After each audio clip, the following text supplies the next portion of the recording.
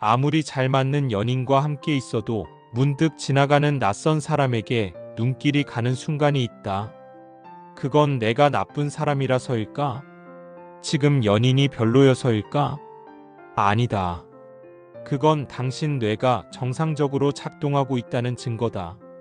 하버드 의대 신경생물학 연구소에서는 이런 결론을 내렸다. 익숙한 자극보다 새로운 자극에 더 강하게 반응하는 건 인간 본능이다. 그리고 이건 단순히 시선이 간다는 수준이 아니라 우리의 결정, 행동, 욕망, 심지어 연애와 결혼 생활까지 지배하는 신경작용이다. 하지만 이 본능을 이해하지 못하면 우리는 사랑을 유지하지 못하고 신뢰를 쌓지 못하며 결국 인간관계는 반복된 갈등과 실망으로 무너지게 된다. 반대로 이 본능을 이해하고 활용하는 사람은 사랑도 관계도 돈도 오래 유지할 수 있다. 왜냐면 인간은 익숙함에 지루해지고 새로움에 끌리게 설계된 존재이기 때문이다. 1. 뇌는 새로운 것을 사랑한다. 신경과학적 근거. 콜롬비아 대학 신경과학센터의 연구에 따르면 우리 뇌에는 새로운 정보를 탐색하고 보상받고 싶어하는 회로가 존재한다. 이걸 도파민 탐색 회로 다퍼마인 시킹 루프라고 부른다. 예를 들어보자. 처음 누군가와 썸을 탈 때 그 사람의 메시지 하나에도 두근거리고 평소 같으면 무의미한 말도 설렘으로 다가온다. 하지만 사귀고 1년쯤 지나면 같은 말도 같은 행동도 그게 뭐 대수야? 로 받아들여진다. 이건 당신의 연인이 바뀐 게 아니라 당신의 뇌 반응이 바뀐 것이다. 즉, 자극의 신선도가 떨어지면 뇌의 도파민 분비량이 급감한다. 그러면 우리는 무의식적으로 다른 자극을 찾아 나선다. 그래서 전혀 관계없는 낯선 사람에게 눈길이 가고 SNS나 소개팅 앱을 훑고 있는 자신을 발견하게 된다. 2. 진화는 새로운 짝을 찾는 자에게 유리했다. 진화심리학자 데이비드 버스 교수는 말한다. 수백만 년 동안 인간은 새로운 유전자를 찾아 이동했다. 자연 상태에서 지나치게 한 명의 짝에게만 집중한 개체는 다양한 유전자를 퍼뜨릴 수 없었다. 반면 여러 파트너와 관계를 맺은 개체는 더 많은 자손을 남겼고 그 본능이 유전되었다. 즉, 한 명에게 만족하지 못하고 다른 대상에게 끌리는 경향은 우리가 선택한 게 아니라 선택된 본능이다. 특히 남성의 경우 새로운 여성에게 강하게 반응하도록 설계되어 있다. 이는 단일 짝짓기 전략보다는 기회 중심 전략을 택한 수컷의 흔적이다. 여성도 마찬가지다. 더 좋은 유전자를 가진 남성에게 끌리도록 설정되어 있다. 그래서 뇌는 지속적으로 이 사람보다 더 나은 사람은 없을까? 를 스캔한다. 3. 사랑은 타오르고 애착은 지켜준다. 하지만 놀라운 건 단순한 설렘이 오래가는 사랑의 조건은 아니라는 점이다. 스턴버그의 삼각형 이론 더 트라이앵귤러 시리 오브 러브에 따르면 사랑은 세 가지 구성 요소로 이루어져 있다. 1. 열정 패션 처음에 강한 끌림. 2. 친밀감 인터머시 깊은 감정적 연결. 3. 헌신 커미트먼트 관계를 유지하려는 의지. 이중 열정은 가장 먼저 사라지고 헌신이 가장 늦게 생긴다. 즉, 타오름은 본능이지만 지킴은 선택이다. 그래서 오래가는 커플은 열정보다는 루틴을 공유하고 사랑보다는 파트너십을 유지한다. 하지만 여기서 문제가 발생한다. 루틴은 곧 지루함이다. 그리고 지루함은 본능적으로 위험 신호로 간주된다. 그래서 우리는 자신도 모르게 더 매력적인 이성보다 더 낯선 이성에게 끌리는 것이다. 4. CEO들도 흔들린다. 그러나 그들은 이 방식으로 이긴다. 미국의 억만장자 CEO 제프 베조스.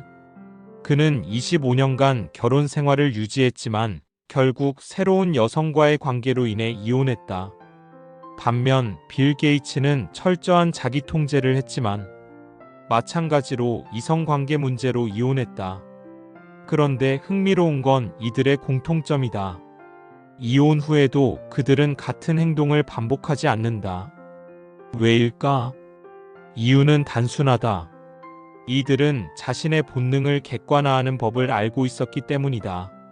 실제로 워렌 버핏은 연애와 결혼의 불안정성을 기업 운영과 동일한 관점에서 접근했다. 그는 기분보다 시스템이 더 중요하다고 말했다. 그리고 1970년대 작성한 파트너 계약서에는 감정적 이탈이 생겼을 때 어떤 방식으로 대응할 것인가를 회계 처리하듯 명문화해 두었다. 이게 바로 부자들의 관계 유지법이다. 사랑은 감정이 아니라 구조다. 오, 눈길이 가는 건 죄가 아니다. 행동이 문제다. 누군가 지나갈 때 잠깐 시선이 멈추는 건 죄가 아니다. 중요한 건 그 시선의 방향을 따라가지 않는 것이다. 하버드 심리학 연구팀은 시각적 자극에 대한 반응보다 자극 이후의 행동 제어 능력이 인간의 고등 사고를 보여주는 핵심이라 말한다. 즉, 뇌는 충동을 느끼는 것까지는 자동이지만 그 충동을 선택할 것인지 말 것인지는 후천적 훈련의 결과다. 그래서 진짜 성숙한 사람은 왜 눈이 갔는지를 분석하고 그 감정에 어떻게 반응할지를 선택한다. 6. 남녀의 본능 차이, 뇌 구조의 차이. 남성과 여성은 애초에 뇌 구조가 다르다. 남성은 시각 피즐비저월 코텍스이 더 발달해 눈에 보이는 자극에 민감하다. 그래서 섹시한 외모나 특정 행동에 쉽게 반응한다. 여성은 헤마히포캠퍼스와 편도체 에미그달러가 발달해 기억과 감정에 민감하다. 그래서 이전의 상처, 상대의 말투, 태도에 예민하다. 이 차이로 인해 남자는 외적인 새로움에 끌리고 여자는 감정적 안정감이 깨질 때 흔들린다. 하지만 공통점도 있다. 둘 다 신선한 자극을 본능적으로 원한다. 그 자극이 외모이든 성격이든 경제력이든 상관없이. 7. 돈이 많을수록 본능을 통제할 수 있다. 경제학적으로도 흥미로운 사실이 있다. 연봉이 높을수록 관계 유지력이 높다는 연구 결과다. 이는 돈이 있어서 바람을 안 피는 게 아니라 스트레스를 덜 받고 삶의 통제력이 높기 때문이다. UC 버클리의 실험에 따르면 경제적 안정감은 뇌의 전두엽 기능을 활성화시킨다. 전두엽은 판단과 통제, 계획을 담당하는 부위다. 즉, 돈이 많을수록 눈은 가더라도 행동은 안 하게 되는 것이다. 처음엔 모든 게 좋았다. 카톡 알림만 울려도 설렜고 그 사람이 어떤 음식을 좋아하는지, 어떤 영화를 보는지 작은 것 하나에도 관심이 갔다. 하지만 어느 순간부터 같은 사람이 같은 말을 반복하고 같은 표정으로 웃고 같은 이야기만 하면 그 익숙함이 지루함으로 변해버린다. 사랑이 식은 걸까? 아니다. 당신의 뇌가 익숙함에 적응한 것뿐이다. 8. 뇌는 익숙한 자극을 무시하도록 설계돼 있다. 심리학에서 이 현상을 쾌락순응 어다닉 애덕테이션이라고 부른다. 처음 느낀 감정의 강도는 시간이 지날수록 줄어들게 되어 있다. 누군가와 연애를 시작했을 때 그 사람이 내뿜는 모든 말과 행동은 새로운 자극이었다. 당신의 뇌는 그 자극에 반응하며 도파민, 세로토닌 같은 행복 호르몬을 대량으로 분비한다. 하지만 뇌는 효율적인 기관이다. 같은 자극이 반복되면 더 이상 에너지를 소모하지 않기 위해 반응을 줄이기 시작한다. 그게 바로 설렘이 사라졌다는 느낌의 실체다. 9. 사람은 바뀌었는데 왜 매번 같은 이별을 반복할까? 이번엔 다른 사람인 줄 알았어. 하지만 몇 달이 지나고 몇 년이 지나면 이전 연애와 똑같은 이유로 다투고 지치고 헤어진다. 스탠퍼드대 심리학 연구팀은 이런 결과를 냈다. 우리는 과거의 감정 경험을 반복하려는 무의식적 본능이 있다. 이걸 감정 패턴의 재현 이모셔널 리이넥트먼트이라고 한다. 즉 새로운 사람이라고 생각하고 시작한 연애도 결국 뇌는 과거에 익숙한 감정 시나리오를 반복하며 같은 실수, 같은 충돌로 되돌아간다. 문제는 사람이 아니라 감정을 다루는 내 방식이다. 10. 진짜 필요한 건 새로운 사람이 아니라 새로운 방식. 하버드 뇌신경과학자인 브리짓 마틴 박사는 이렇게 말한다. 감정은 통제 불가능한 것이 아니라 훈련 가능한 것이다. 즉, 사랑은 느끼는 감정이 아니라 선택하고 행동하는 기술이다. 같은 사람과 오래 연애를 하려면 다른 감정을 느끼려는 게 아니라 새로운 방식으로 반응하려는 훈련이 필요하다. 우리는 그 훈련을 받아본 적이 없다. 대부분의 사람은 설레지 않으면 끝인가 보다라고 생각한다. 하지만 성공한 사람들, 특히 부자들은 그렇게 생각하지 않는다. 그들은 사랑조차 루틴으로 만든다. 11. 외로울수록 우리는 더 쉽게 새로운 사람에게 끌린다. 외로운 사람일수록 낯선 이성의 사소한 관심에도 쉽게 빠진다. 진화 심리학에서는 외로움을 사회적 연결의 붕괴 경고 시스템이라 본다. 외로울수록 뇌는 생존을 위해 사람에게 더 민감하게 반응하게 되어 있다. 특히 감정적으로 공허한 상태에서는 기존 연인보다 새로운 자극을 가진 누군가가 훨씬 더 매력적으로 보인다. 하지만 그 끌림은 사랑이 아니다. 뇌가 보내는 생존 알람일 뿐이다. 12. 부자들은 왜 흔들리지 않는가? 이쯤에서 이런 질문이 떠오를 수 있다. 그럼 성공한 사람들은 연애도 흔들림 없이 완벽할까? 사실 그렇지 않다. 그들도 흔들린다. 하지만 결정적으로 다른 건 그들은 자신이 흔들릴 걸 예상하고 준비해 놓는다. 예를 들어 워렌 버핏.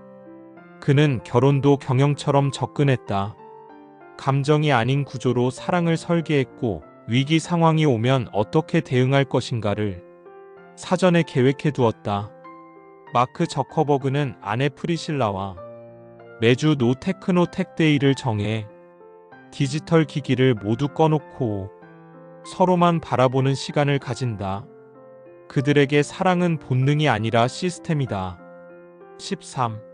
감정은 통제가 아니라 재구성이다. 많은 사람들이 연애 문제를 통제로 해결하려 한다. 하지만 진짜 중요한 건 감정을 억누르는 게 아니라 새롭게 구성하는 것이다. 예를 들어 기존 연인에게 느껴지던 지루함이라는 감정을 안정감으로 바꿔보자. 같은 행동이라도 그 해석이 바뀌면 느껴지는 감정도 완전히 달라진다. 사람이 바뀌지 않아도 내 시선이 바뀌면 관계는 다시 살아난다. 14. 같은 사람과도 새롭게 사랑할 수 있는 방법이 있다. 진짜 부자들은 사랑을 소비하지 않는다. 그들은 사랑을 재생 가능한 자산처럼 다룬다. 어떻게? 1. 감정을 매주 체크한다. 그들은 말한다. 사랑이 식는 게 아니라 대화가 줄어든 것이다.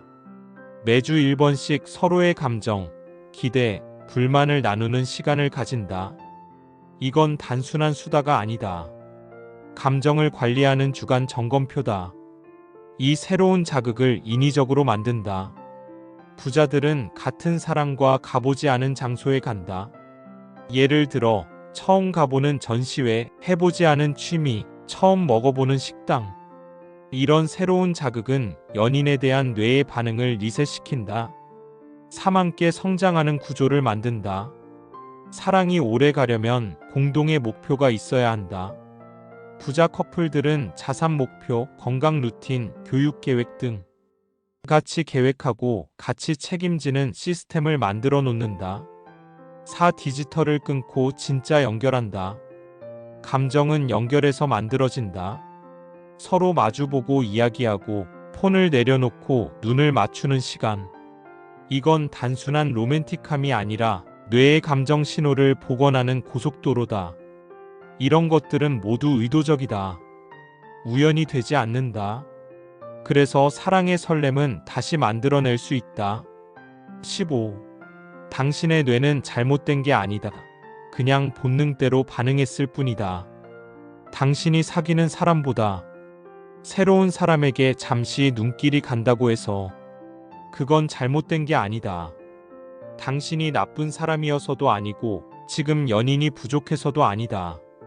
그건 단지 당신의 뇌가 새로운 자극에 더 예민한 구조일 뿐이다. 하지만 중요한 건 그 다음이다. 그 본능을 따라가느냐 아니면 활용하느냐? 성공한 사람은 본능을 통제하지 않는다. 대신 본능을 설계하고 시스템으로 만든다. 그래서 오래 사랑하고 오래 함께하고 그 관계 안에서 더 크게 성장한다. 16. 연애와 자산 결국 연결되어 있다.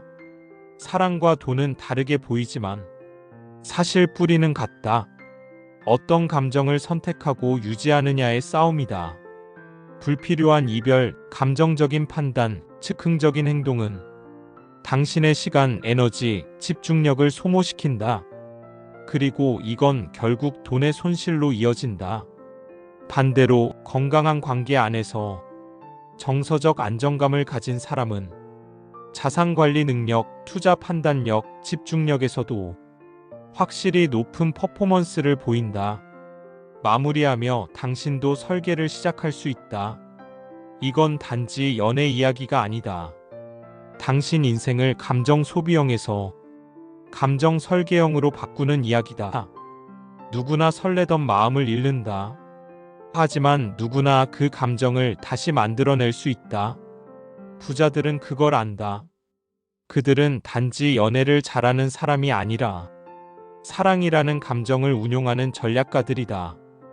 이제 당신 차례다. 같은 사람과도 다시 더 깊게, 더 강하게 사랑할 수 있다. 당신이 원한다면 말이다. 댓글로 여러분들의 생각을 알려주세요. 지금까지 더리치랩이었습니다. 구독과 좋아요는 영상 제작에 큰 힘이 됩니다.